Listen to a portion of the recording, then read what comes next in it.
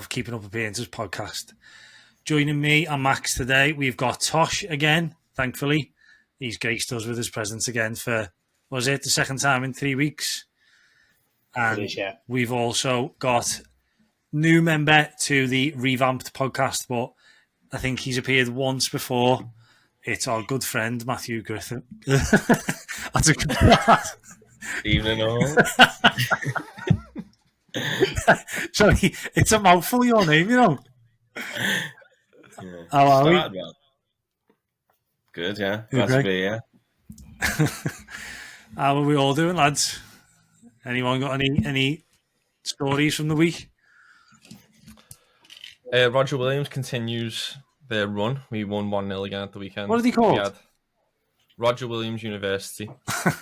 Hawks. Go Hawks. That sounds legit. Doesn't sound like it. Roger Williams is the guy who founded Rhode Island, State Rhode Island. Oh. So he was a Puritan. He didn't want to be a part of like the religious people in Massachusetts. The Catholics who all came up for England, so he ran away, made his own state. And we're Hawks. That's our mascot. Don't know why, but yeah. We had a game Saturday. We travelled 2.5 hours up to Endicott to play. The game got called off after 30 minutes because of a thunderstorm. So 0-0 at that point. They had to come back the next day, so travel all the way back up again, carry on from 30 minutes onwards, and we managed to get a 1-0 win. Big win as well, the conference rival. So it was a good weekend. That'd have been a stinker if you got beat there, wouldn't it, in that second half? Terrible. Yeah. All the travelling. Oh. Did you play the last 60 minutes again, or did you play the full game again? No, we started from the point in the game. It was stopped, so 30 minutes in. So basically, starting from a throw-in, we played 15 minutes at half-time, came back out for the second half. And got the win, got the dub. So very good. What about you two? Been up to much? Nah. Great pod as always. I actually had a pretty interesting weekend. You might disagree with me on this, but I had a weekend in London, or a day in London anyway. We did a little tour of Buckingham Palace, and I think I'm now a royalist. Why? Because it was great. I'm so interested in the royals all of a sudden. I've started watching The Crown, everything, honestly. Yeah, but like the actual royals now, or like the history of it? Well, I don't know anything about the current royals, if that makes sense. But I like going to these places so that, you just think of all the stuff that's happened there. So I suppose it's the history side of it probably, but it was honestly very good. The Crown's good. The first series of The Crown's good. You what? The first series of The Crown is good. I've watched that. Have you watched the others? No, I gave up after that. So good. The first one was particularly good. I watched the third season because it's like it changes actors and stuff, doesn't it? There's different time periods. It's the bit with Diana. Yeah. So, I hate King Charles and his big giant sausage fingers. Have you seen them? Google it. Sketchy Google his guys. sausage fingers, Sean, and you won't be a royalist for long. But they had big paintings of them, but it was 90% fingers. You couldn't tell who it was.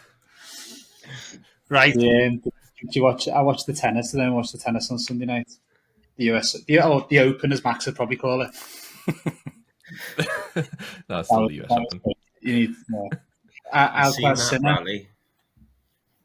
You need to be getting on them. They're going to top like Federer, Nadal, and Djokovic. Them two, unbelievable at Alcaraz.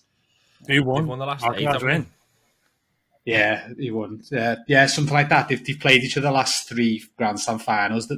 Here's a fact for the other day that the big 3, Federer, Nadal, Djokovic, none of them ever played each other in 3 finals in a season. As in one of like Federer never played Nadal in 3 in a row, etc. But them two would. Both like 23 and 24 as well. You not watch the Wimbledon one and the French Open one now? I watched Wimbledon.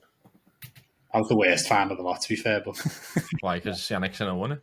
yeah, it just wasn't as good. But the French Open was the unbelievable one where he came from 2-0 down, Alcaraz. But He had championship point, didn't he? He did. Yeah, 2 or 3. Yeah, that's right. Yeah. No, great. I feel like the intro every week, Sean, we just talk about different sports. I know, but I like it. That's what we should be doing. Then we get into the nitty gritty, but Next week it's badminton. yeah, Giffen can take the lead there. Squash. Right, let's move on then. So we weren't going to talk about this, but as it's just happened in the last 24 hours or so, we'll just quickly touch on the events unfolding at Nottingham Forest. Obviously, Nuno leave. Did he leave or was he sacked? I haven't read too much. Was he sacked? Yeah. And then Ange Postecoglou taking over. Any thoughts, lads? Well, we're already 0 for 1 on our predictions for the season with the manager to be sacked. Yeah. Vitor Pereira survives I know. at Wolves. I almost thought Nuno would get a bit longer. Do you know, just with like Europe and that. But I think it's just a bit. It was a bit too like volatile, wasn't it, between the two of them? Yeah.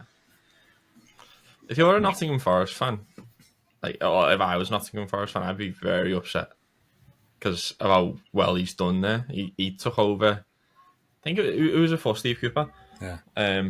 When he was 17th, and then he survives, and then the following season gets them European football. And for the longest part, they were fighting for Champions League spots all year. So I think you'd be pretty upset, and you just get Ange. And I don't know what to think of Ange. He obviously he won the UEFA Cup, a terrible year at Spurs. But I sometimes give him the benefit of that because the amount of injuries they had. So yeah, I think I'd be pretty upset. He's going to play that stupid high line again with Forest. We played the opposite for the last year. They're just going to get beat, aren't they? It's a ridiculous decision. Absolutely ridiculous, in my opinion. I've got the inside line on a good friend of mine as a Forest fan, and he agrees with the decision. Really? Yeah, I think I can only speak because I only know him who's a Forest fan, but they just love that Marinakis that much. And I can understand why you would, because obviously when he took over them in the doldrums and whatever he's done, he's created a bit of this siege mentality, hasn't he, with all the stuff he's been up to.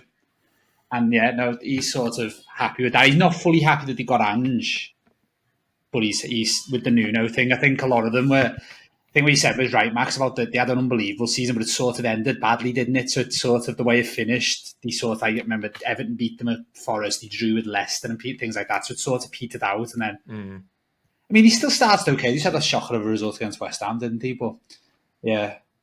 No, yeah, I can only speak that to one Forest fan, but I think a lot of them, from what you see on social media, are like they just love that Marinakis so much for what he's done. I think they sort of back him. He's also spent a lot of money, hasn't he? Yeah, exactly. And he's sort of can't argue with the job he's done as an owner, really, can you? From where he took him over, and he took that the occasional embarrassment of walking on fields and statements and stuff, and Gary Neville, hiring Mark Clattenburg. Is Neville back in the stadium now? Hasn't that been resolved? No, I don't think so. Sure has. Sure, he said something. Maybe he has then. And you his mates, can I text him? I've got the inside line, mate. I like Ange though. I think Ange could be good. I like that. I'm with Max. I think there's an element of not knowing really if he's good. He's obviously plays a ridiculously high line. That Chelsea game for a couple of years ago just stands out. It's unbelievable. 9 men and playing with Eric Dyer on the halfway line for like the whole game. It's just genius. The one thing you could say is he might actually have the back line to do it. Like they've got some impressive defenders at Nottingham Forest, haven't they? You could possibly do it, but that Milenkovic is not the quickest. But I do, yeah, you're right. That Aina and that Murillo, I suppose. Yeah. But it's just like that because Nuno is priority. Like he is a defensive manager, isn't he? A lot of the success last year was sit back, have good defenders, and hit them on the counter, and he's like going to be the absolute opposite of that. We've got some good attacking players, so maybe, but yeah, I just don't see it ending too well. I actually quite enjoy that, to be fair. I think we mentioned, was it the other week, 2 weeks ago maybe, about how we'd have been delighted for their downfall. So yeah, I think it might be quite good. As you say though, Angie's quite a likeable guy, isn't he? So a bit torn there, but I almost feel like it's a bit of just a big name. He just wants a big name. I don't know which other big names are available, but yeah. Mourinho was the second favourite to get the job. Was he? Yeah. It was between him and Ange. Well, the bookies were saying it was Ange and then Mourinho. There's not a chance he'd have gone in there with that chairman, would he? not I don't know, because as Tosh said about siege mentality, Mourinho absolutely loves that, doesn't he? Yeah, Imagine but both of them, it'd when be it's like... on his terms, though, that's the difference. Well, I suppose.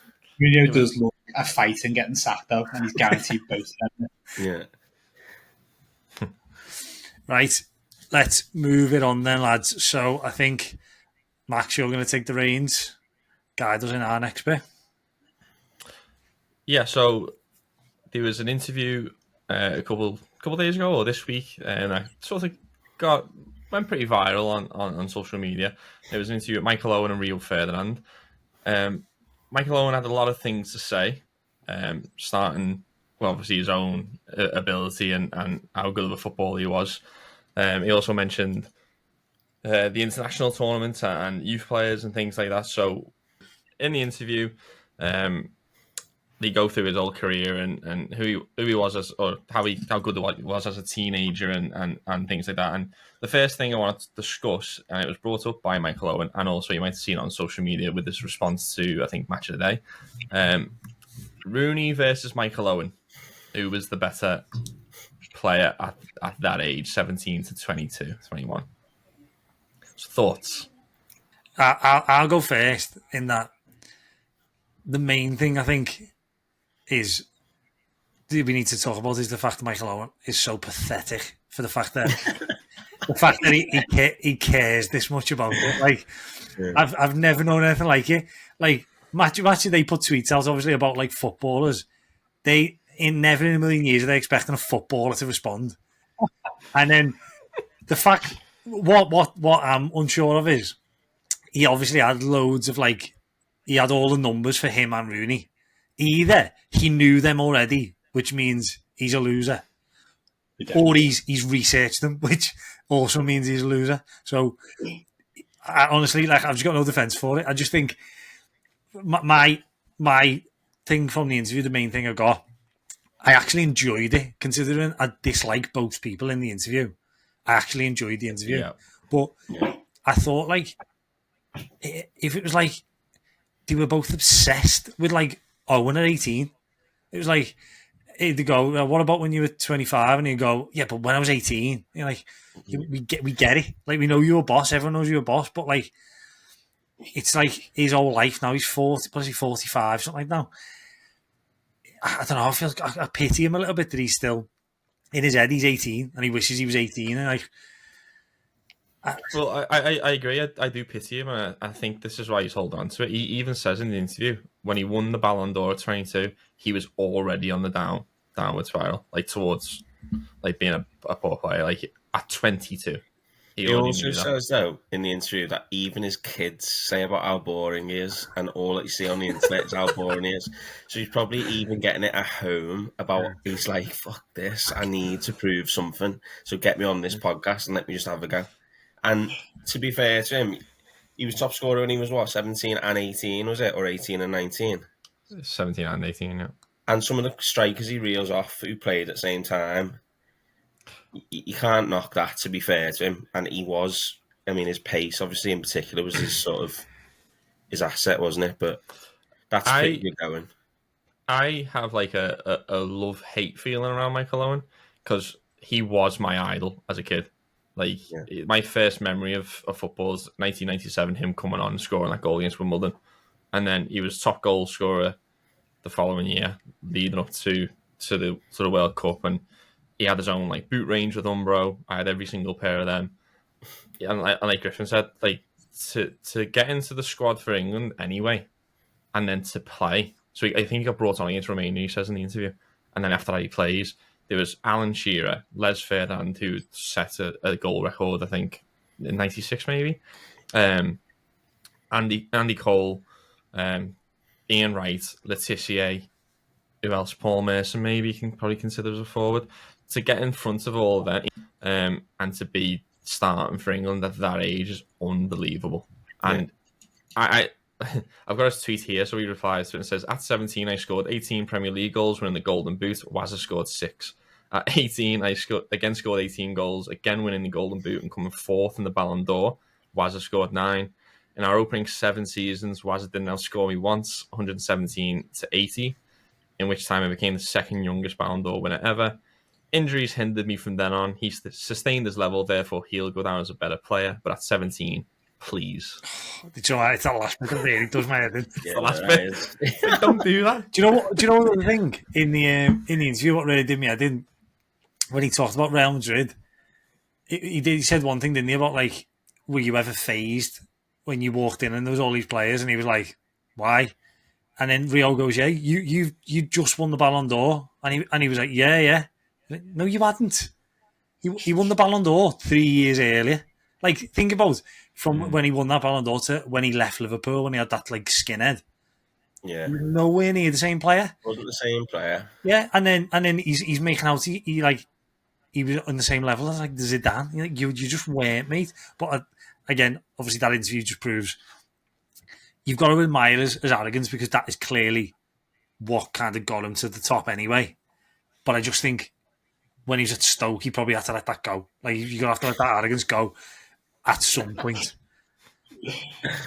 Yeah. I don't know. I think I haven't seen the interview, so I can't. But I kind of got the gist and know Michael Owen. I think there is an element, isn't it, the way it ended. He feels like he has to talk about that first bit. I don't know.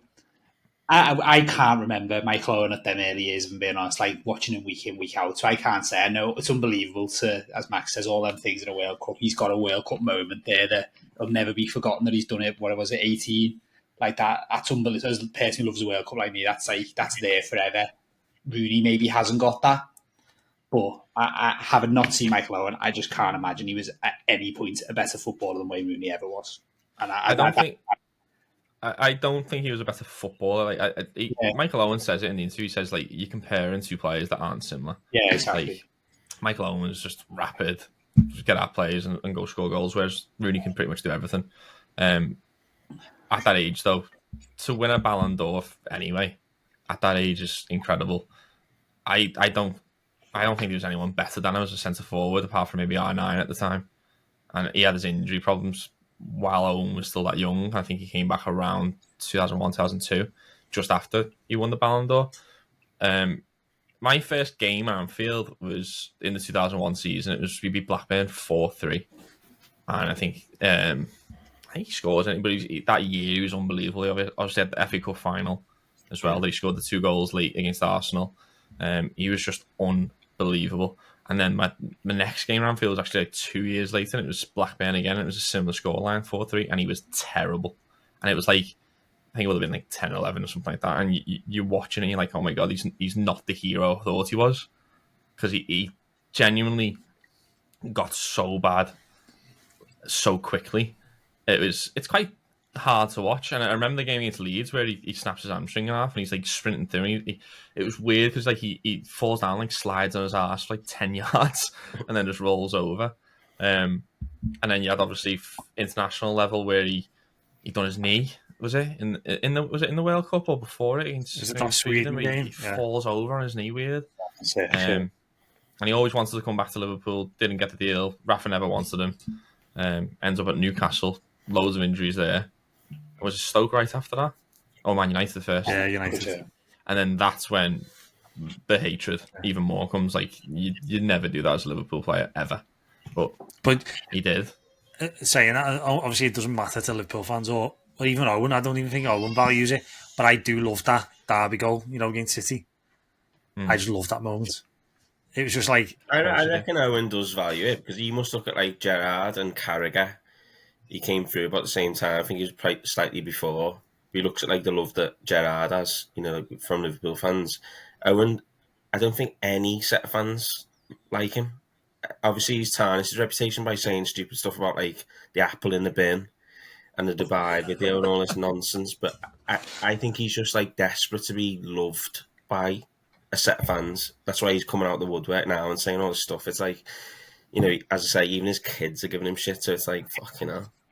Carragher often says that like him and Owen retired on the same day, and so like obviously all Michael Owen did in his career, Carragher went out to beat QPR, and I think they played QPR, and Carragher's got the whole ground, like tifos, and like Carragher's walking out, and he retired. I think Owen comes off the bench for Stoke or something. Again, It's sad. It is sad. It's not. I don't care, but I don't like. Even in them times, Max was saying, I still remember my first 2 years, derbies are good, and he scored in both of them as Liverpool beat Everton. It was that 2002, 2003-ish, around that time. Before he goes to Madrid, I think both the derbies I seen he played and he scored. But, yeah. His scoring record was unbelievable. It was obviously golden boots forever. And even at Madrid, coming off the bench, he scored 1 in 3. England, he scored 40-something goals in like 80 games. It was mad because he must have had like 30, 35 England goals by the time he was like 23, something like, like at that time, okay, he'd broke it by a mile, but like the time would have been Bobby Charlton of 49. Like that would have been like odds on to have broken that record. Yeah. And then Tony in 40. How many other players can you think of that had like injuries that stopped a career like that? Because if he hadn't had that injury, because he was raw, he was just pace. By 21, he was done, he said, doesn't he? He was done, yeah, because he snapped the hamstring and he played on 2 hamstrings on that one leg for the rest of his career. Who else? He would have probably set a bunch of records. If he stayed in the Premier League, he would have beat Alan Shearer's record for certain. Who else has had a career stunted like that? Hard to remember the high level because you probably wouldn't know about them, would you? Like obviously Michael Owen's close to home. Someone like, I think we did one early on, didn't we, about people who's injured. Like Van Basten comes to my head at retiring at like 27 or something, but he'd won a couple of European Cups or Euros, so I don't think it's that similar. Yeah, it's a good question. I'm not too sure. I do think as well, though, when you say like career like ruined, it's also, he says quite a few times in the interview, he was like, I could still do it, I can still finish. I think his problem was, though, and again, it's going back to that arrogance. Everywhere he went, he thought he was better. So, like, coming back from Madrid, obviously he went to Newcastle, but, like, every team's a step down from Madrid, so it's all right. You don't have to, like, double down on it. But he goes to Newcastle. He actively hates it. He makes it known he hates it there. And then he goes to United, and it's just like he couldn't bear the fact that he wasn't at the top of the game anymore. If he'd have just been happy with if he'd have stayed at Newcastle and just been happy there and played the game he could now play, he probably would have had a decent career still.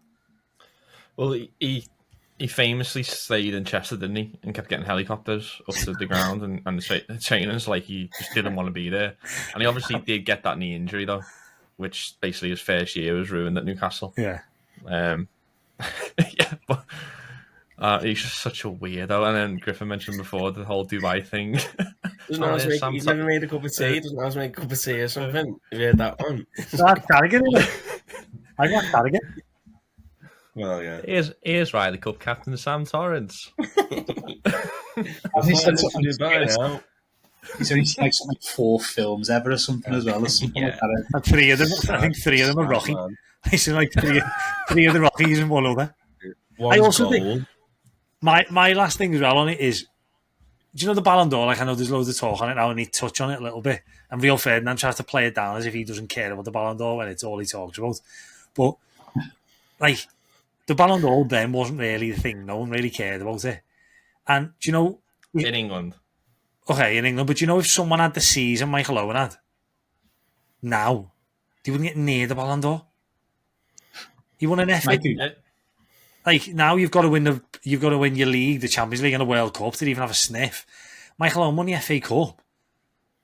He won the UEFA Cup in extra time against Alaves, and he won, was it the League Cup as well? You won 5 trophies against Second Division Birmingham. Yeah, but that like everyone's gone. He won the treble. Like that's such a. I mean, obviously it's a good season for Liverpool, but like for the best player in the world to be scraping past Birmingham on pens and Alaves in extra time. Do you know what? Again, if he hadn't done those 2 goals against Arsenal, would he have won that Ballon d'Or? Is that true? Or if he hadn't Liverpool? Well, yeah, that is a point. Yeah, but a couple of things there, right? So like these days, I feel like the Ballon d'Or's been ruined. I think actually less people care about it now than they did back then. I think in Europe and the rest of the world, the Ballon d'Or was still huge at the time. Like I think the year before, maybe Ronaldo, Zidane won it. It was actually about being the best player. And also, getting into Europe wasn't as easy as it is now. So, like, us being in the UEFA Cup final, we then beat Bayern Munich 3 months later, who just won the Champions League in the Super Cup. And he scores in that game. Like, Liverpool were actually very good that year, finished second to Arsenal. If you go back and, like, I've watched that season so many times because I think it was such a massive year for us. He was unbelievable, almost unplayable, and he actually was the best player in the world. Whereas these days, it's literally who scores the most. Apart from last year when it was Rodri, which I actually agree with. For the longest time, it was who scored the most between Ronaldo and Messi. But they were unequivocally, like, they were definitely the best players in the world. Yeah, well, that's what I'm saying. It's like skewed now what the Ballon d'Or should be. So, like, Vinicius Junior should never be in that conversation for Ballon d'Or. He's not the best player in the world. And then the year before, Benzema just scored the most goals. Lewandowski should have won it the year before, but because he scored the most goals. You know what I mean? Or what I'm trying to get. No, I do. I just think Owen had moments, and I don't know. Obviously, I can't talk about the Liverpool's 2001 season. I haven't got a clue what happened in that season, other than those trophies. But I just think, because I've just remembered he also had that. He scored in the Germany game, didn't he? That was 2001. 5-1, yeah. So, like, that's another moment. I just feel like he might have won it on moments rather than. I'll never know that, obviously, because I can't remember it, but I don't know. Yeah, I know what you're saying, Jones. I agree. You know, City a couple of years ago won a domestic treble, and not one of their players was linked with winning the Ballon d'Or. Yeah. And like I was just Max was saying about the Ballon d'Or there. I sort of remember the time because I think they joined it, and they might put back. There was like a World Footballer of the Year. There was two sorts of awards. I just googled it. Like Michael Owen wasn't even in the top 3 in 2001 for that. Like it's Figo, Beckham, Raul. So it's like there's such a discrepancy between like two of them things of like. And again, at the time, I can't remember it. You know, which one would have been considered better? The Ballon d'Or's obviously got the prestige, but it might not have even had back then because obviously up until a certain point, you know, only Europeans could win the Ballon d'Or.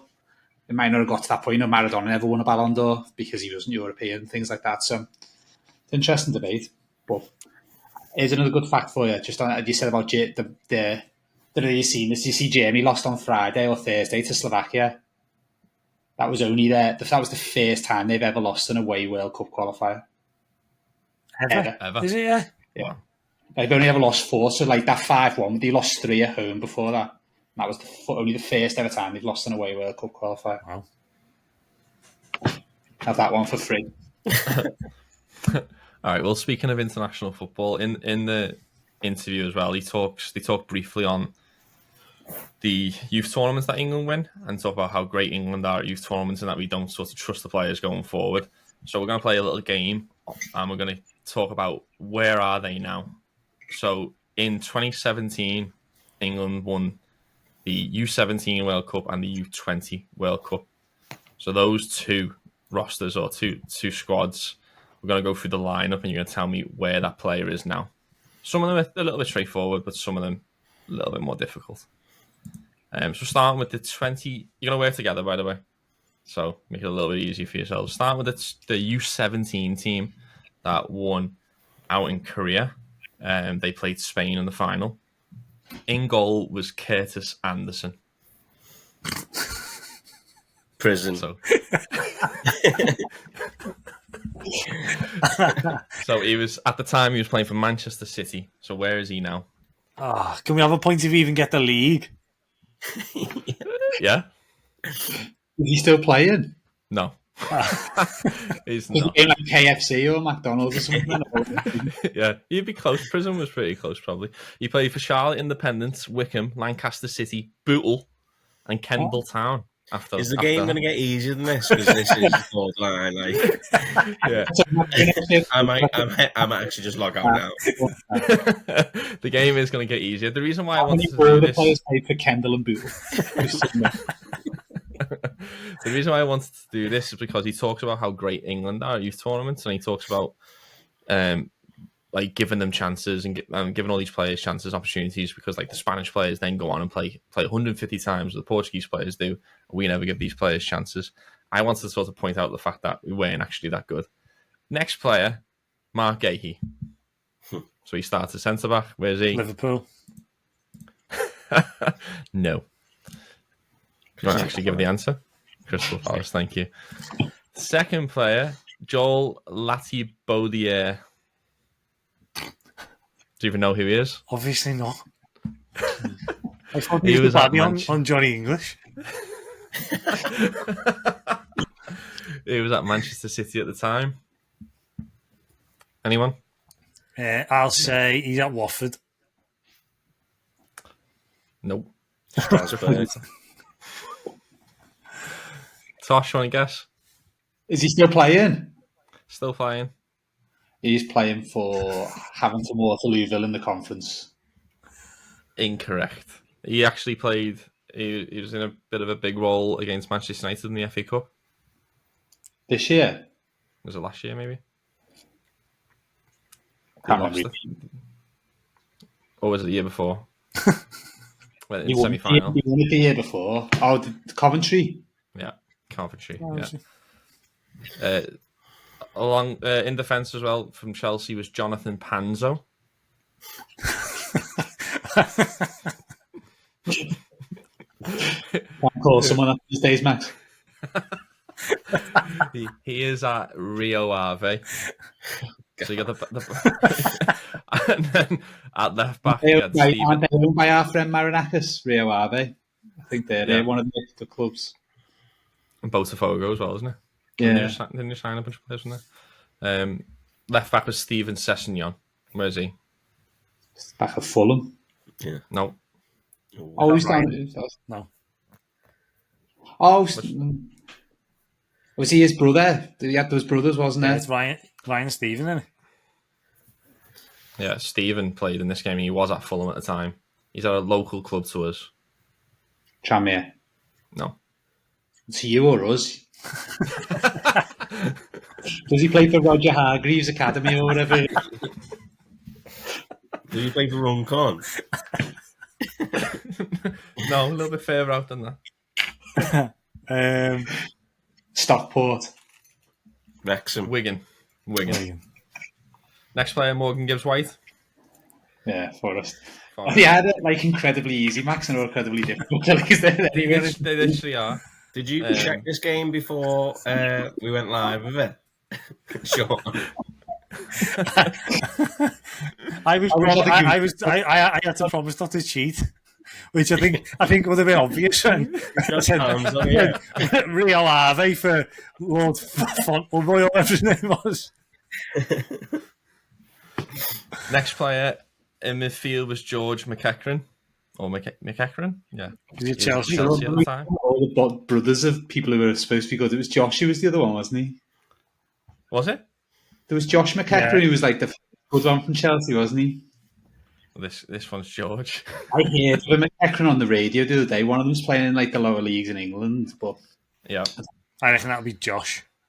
I don't think George is newsworthy myself. He just played recently in a big game. He's on in television. At Christmas. What was that, Sean? Yeah, Grimsby.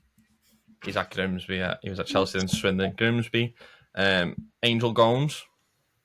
Is it Lille? yeah, he's Lille, isn't he? Yeah. Played for him, didn't he? Rhian Brewster. He's just gone to Derby. I think he's just retired, hasn't he? Gone to Derby. Hasn't he? He scored. He scored at Derby last week, didn't he? Yeah, he's at Derby. Oh, I was thinking George Brewster. Sorry.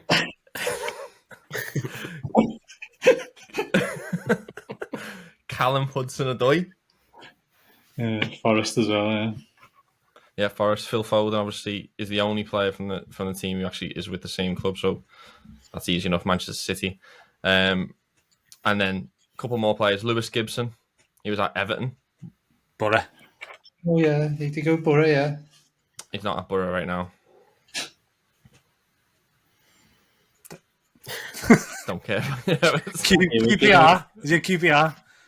Preston. And then you got Emil Smith Rowe. Fulham. Fulham, yeah. Not going to go with the Spain squad. You're not going to have any idea.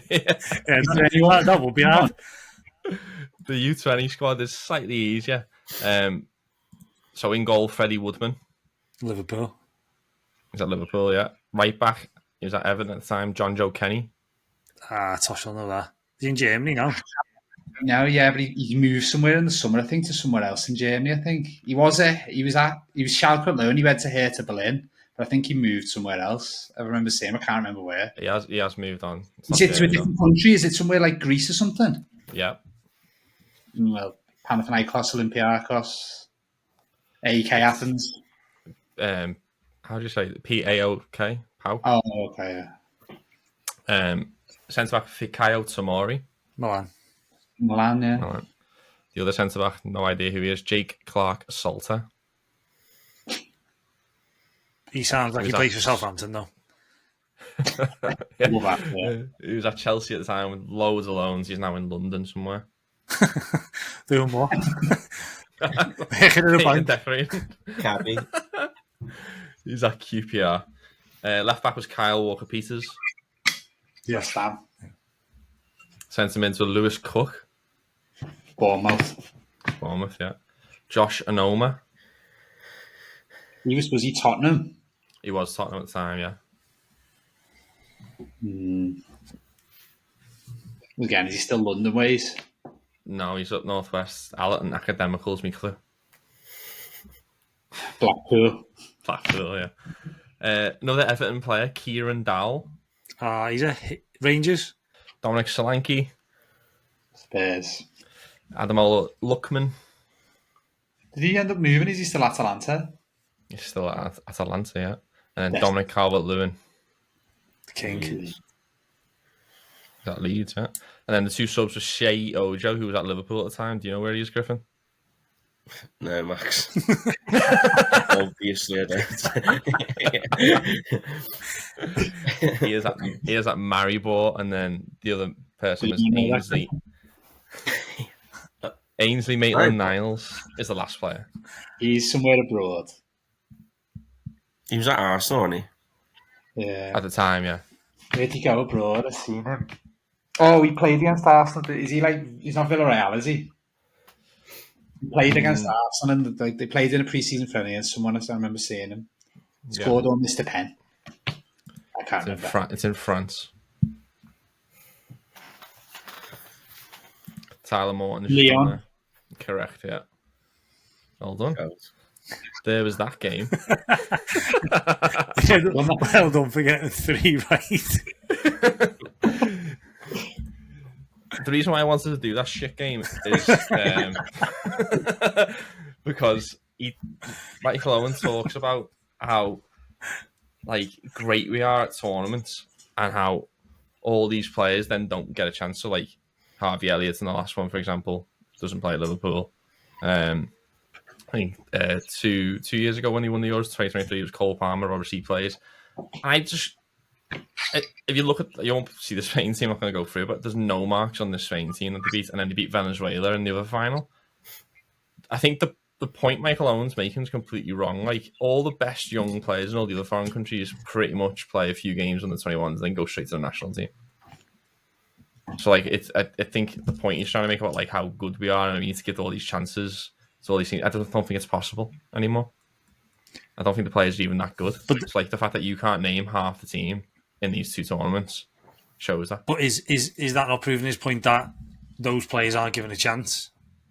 If half them players would have played for their club, would they have ended up wherever they are now? Or could look at Tomori, for example.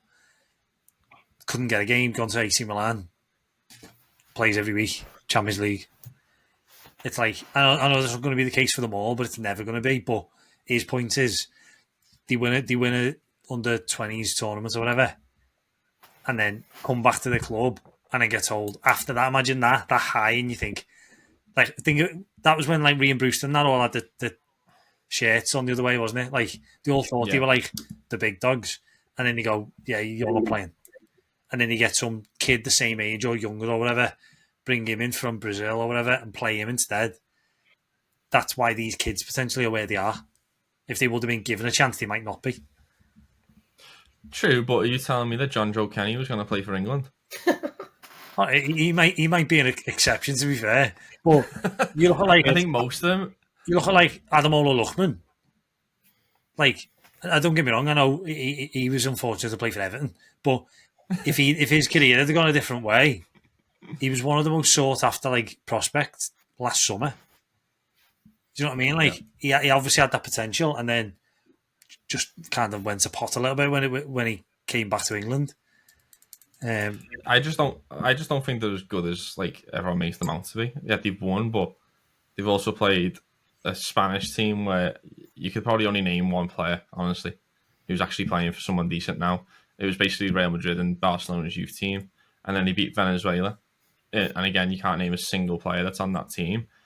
They're just not as good as they are. And like Harvey Elliott is obviously, he played 25 times for England on the 21s. Whereas you look at like Spain's best players or Portugal's best players, they play like 3-4 games in the 21s and then they moved on. They're on to the national team at that point. They're just not that good. Or they get carried by someone. So 2023, they got carried by Cole Palmer. 2017, they get carried by Phil Foden. You know what I mean? Yeah. And Curtis Anderson. Curtis Anderson. Is it not just more of a point of fact that there's more people you recognise in the 20s than you do for the under 17s? Is that actually how good you are at 17 just doesn't actually matter? There's probably not as much of a correlation between what you are. The best person in your age group at 17 might not always be the best player at 22, might not be the best player at 26, because you recognise a lot more people from the second list when they're already 20. What was it, 23 or 21? I can't remember. But in the 20s. Yeah, so is there not just that point at 17? It's like you're still a kid, you haven't grown, you haven't had the chance to sort of ruin your career with loads of money and see what happens when it does start, that actually your biggest sort of chances at that. I don't know. Never know what Curtis Anderson could have done. That's a real shame of this. Could have been playing for Alder. Could have been. I'm flabbergasted he's not.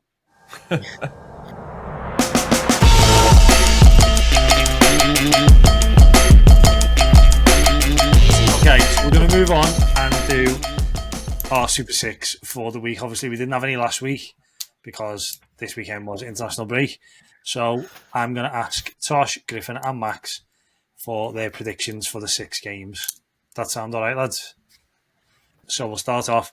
First game, Newcastle Wolves. And we'll go Tosh first, please.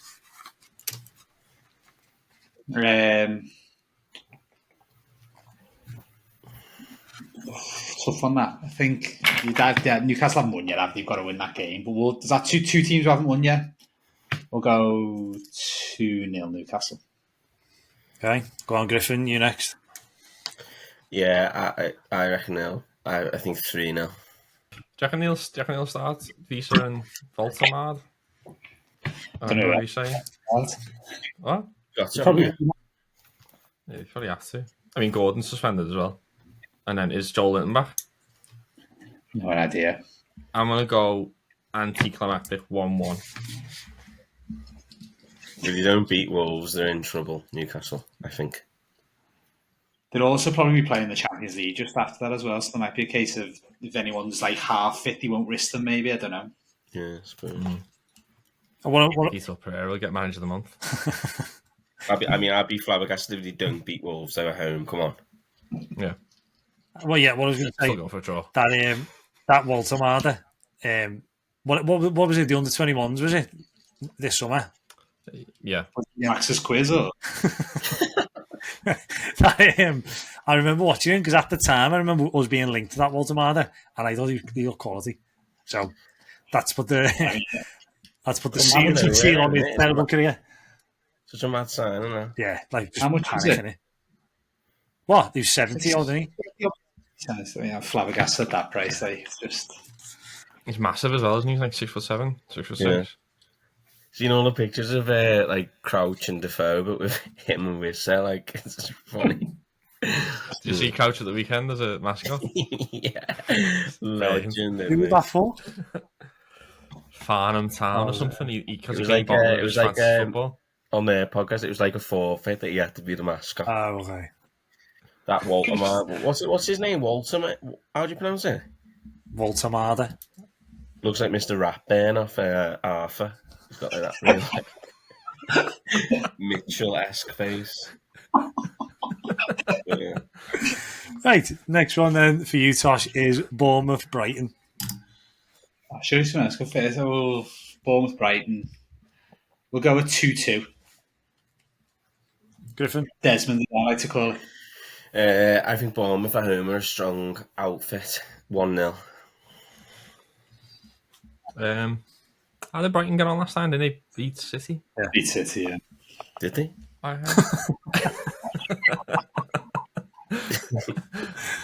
I'll have them continuing the trend. I'll go 2-1 Brighton. Right.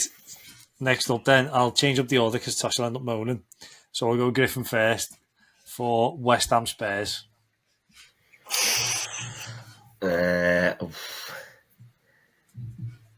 I like the look of Spurs, to be honest. I think West Ham, I know they won that last game, but they're in term on, aren't they? I reckon 3-1 Spurs. All right, go on, Max. Same. Spurs look really good. Like, love Thomas Frank as a manager. I'm going to go 2-0 Spurs. And Tosh. They didn't win again. They got lost to Bournemouth, didn't they, last time at Spurs? I said Bournemouth to get something out. The only thing on the Super 6 I said was right last time, so write that down. Did you get the score? Doesn't matter, Max. Didn't even get the right result, but I said that Bournemouth to get something. That's all that matters. I will also go I was going to go the same as Griffin. I'll change it up. I'll go a 1-0 Spurs win. Okay. Brentford, Chelsea, Griffin. Brentford at home. Yep. 1-1. Max. Who'd you say? Brentford, Chelsea? Yep.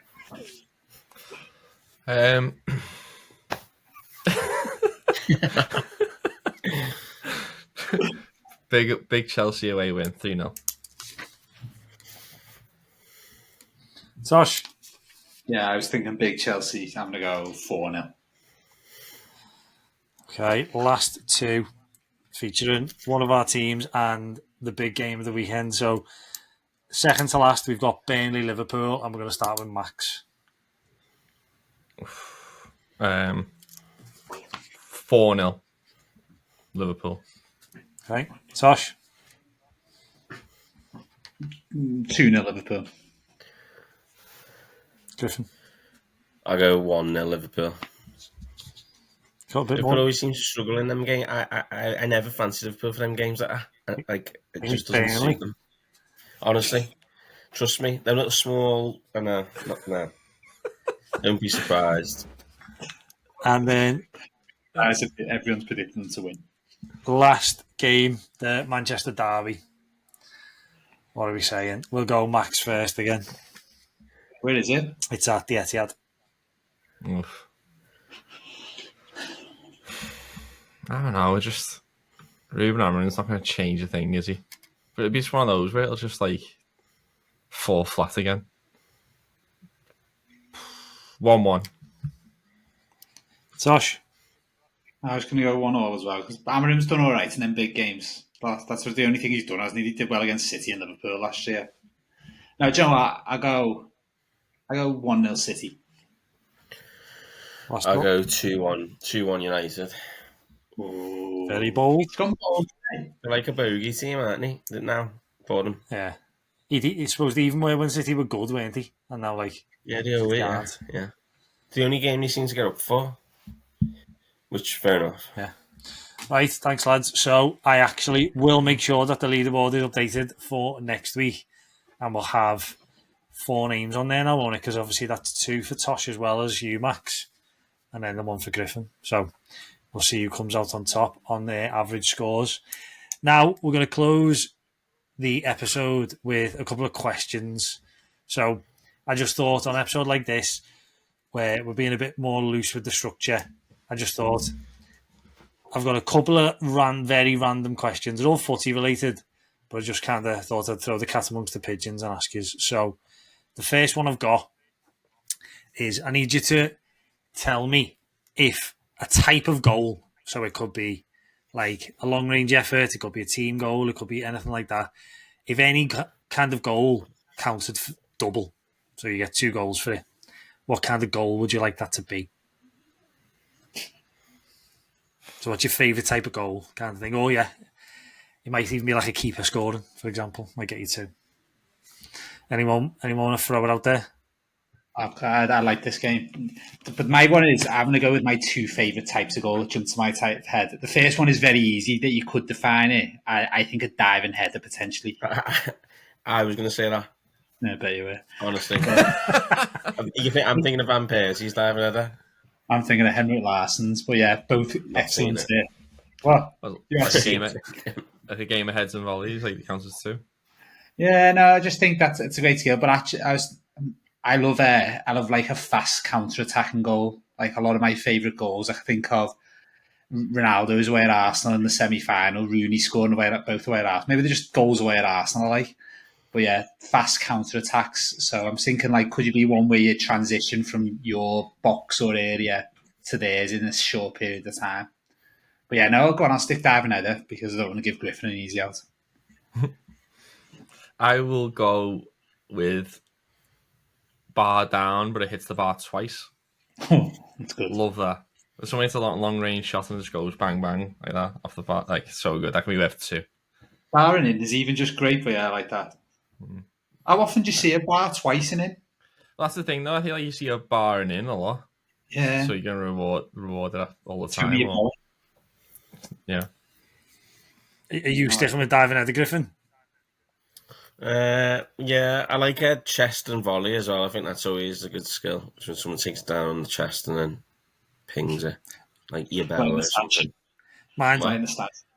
See, I haven't actually thought of these thought of answers for these questions, but I think mine's probably a very specific one. I'm thinking of one goal in particular. You know, like was it Scholes against? I think it was Villa. You know, where like the corner and then it gets headed out, and then the volley straight back. I love them because I just think like no. There's the one he has against like Bradford as well, isn't it? Is it Bradford where it's straight from the corner? Bradford straight from the corner. Yeah. I don't know. I just think like because obviously like my favourite goal is in the one that I just watch over and over is that Van Persie volley against Villa. Funnily enough, that Rooney assist. Yeah, maybe it's just a volley. I just love a. I just love a volley. It'd be a lot of double points though if that was the case. Yeah, but what's wrong with that? It doesn't have to be a rare occurrence, does it? Would you give them 2 points if you like chipped it up to himself and volleyed it? No, you can't self set up. No chance. Yeah, I don't. Maybe mine is a bit too vague because how would you define it? It'd be like VAR, wouldn't it? Where no one knows the rule. Maybe I'll have to rethink mine. Straight in from a corner would be a good one.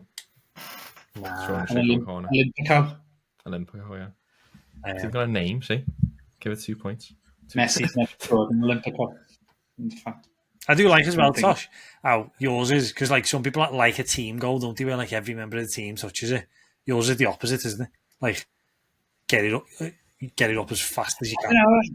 I like that sort of. Yeah, I don't know. It's just goals. I love like. To be honest, a lot of them seem to involve like Rooney. There's one where Rooney scores with him and Ronaldo. They break out home to goal. Yeah.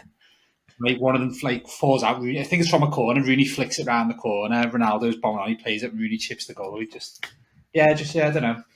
That Berbatov one's good as well when he gets the ball at the back and he follows it all the way up. Maybe just Berbatov goals. Right. Okay. Let's move on then to second of three. I hope you don't mind.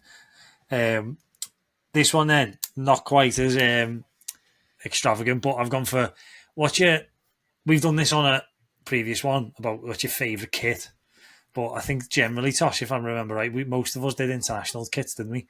So what's your favourite ever kit from another team? So obviously not an Everton kit or a Liverpool kit for you two. What's your favourite ever kit? Specific, like an actual kit or like team kit generally, if that makes sense. No, it can be whatever because it can be you like the style or it could be what it was. Like you could pick a specific Chelsea team, or for example, because you loved what they did. Yeah. First one that comes straight to mind to me, I suppose it's a bit more nostalgic or anything, but first time I went to abroad to Spain, my brother went to Barcelona and he got the Centenary Barcelona kit.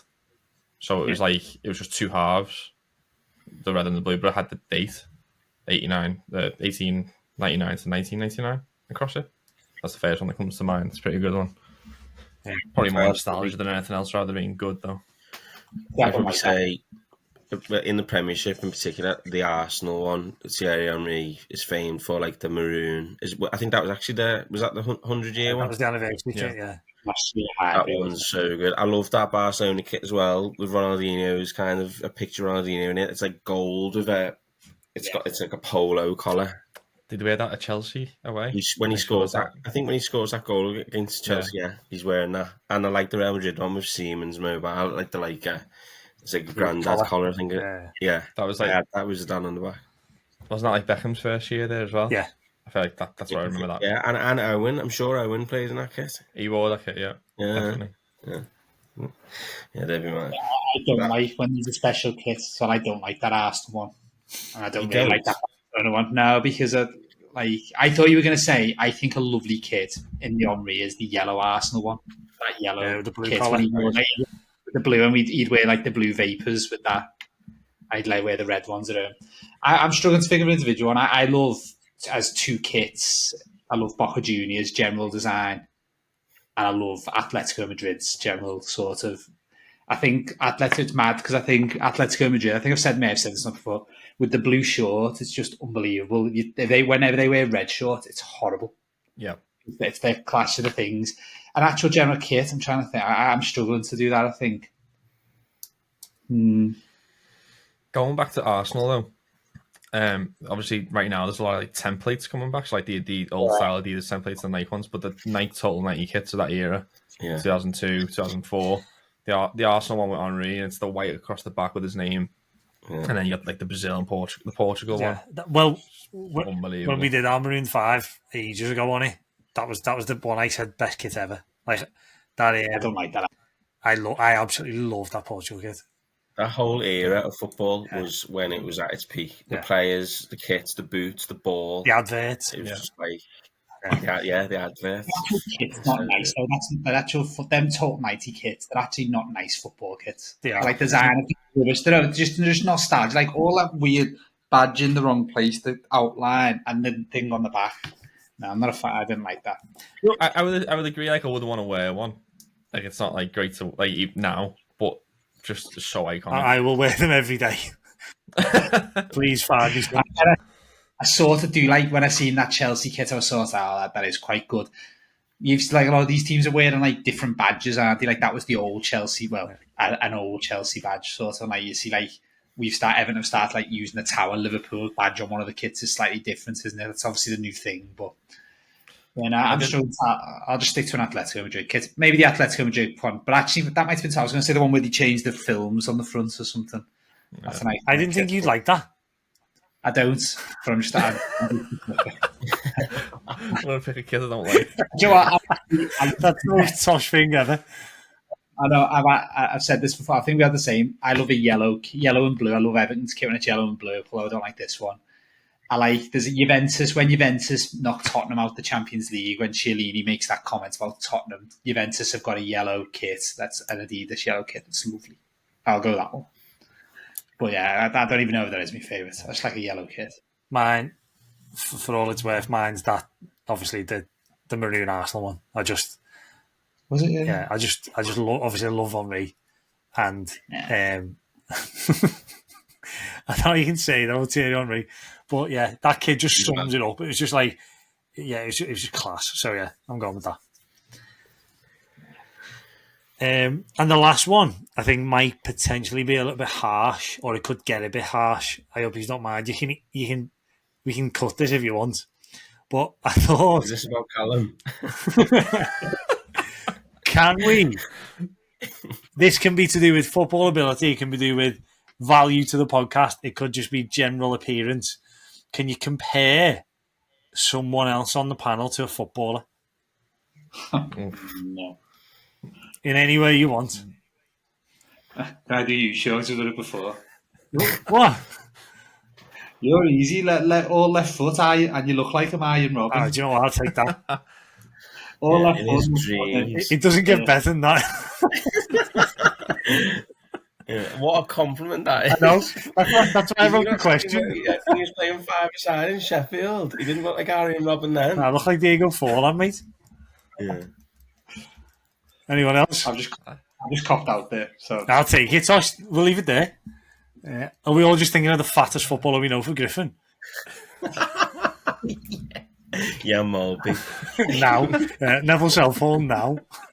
Andy Reid. Tell you what, Paula. The streets won't forget Andy Reid, like they won't forget me, mate. I'd probably say Zinedine Zidane for me. Probably. If you're describing someone else. What? It's so hard. I know. It's meant to be a little... Tosh, I can't think of a player, but Tosh, I mean, isn't the best possible way. You don't expect him to be as good as he is at football. Yeah, I agree. So I'm trying to think of a player who you look at and think, nah, no way can he play football. Dennis No Irwin. offense. Dennis Irwin. Look at Postman.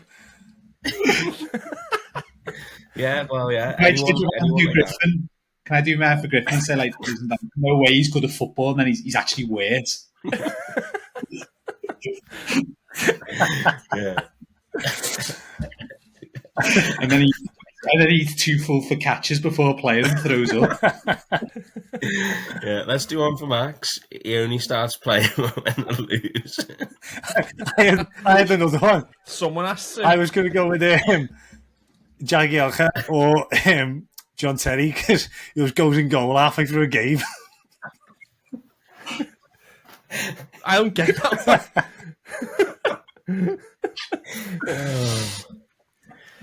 Right, we will leave it there. We've offended each other enough. Something called Iron Robin. He's doing well. Someone called Andy Reid. Paul Konchesky. Come on. It was going so well then. But yeah. Right, go on. We'll leave it there. Nice one, lads. So, yeah, I hope you enjoyed the slightly different episode today. Yeah, hopefully it worked. Shared a few new different things. That's what we're going to try and do, hopefully, over the course of the next couple of weeks and months. So, thanks to Tosh and Griffin for joining us. Hopefully, they will be back soon. That's the plan. And, yeah, until then, we'll see you next week. See you next week.